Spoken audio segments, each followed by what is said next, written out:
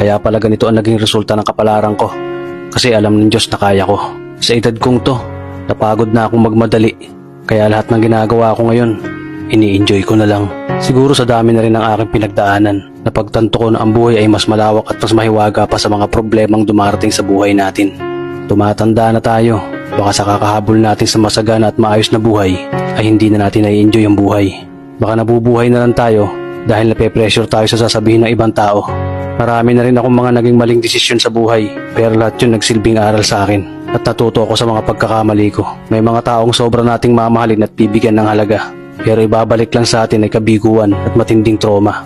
Kaya wag nating lilingunin ng mga taong tulad nila dahil mas payapa kapag hindi ka na interesadong malaman pa kung ano pang balita sa kanila. At wag mong idepende ang sarili mo sa kahit kanino.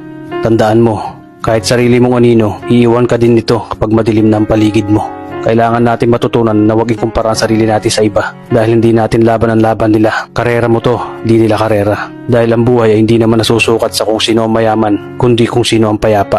Kaya galingan mo lang palagi tol dahil napakaraming tao mapanghusga, hihilahin ka pababa at lagi mo tong tatandaan.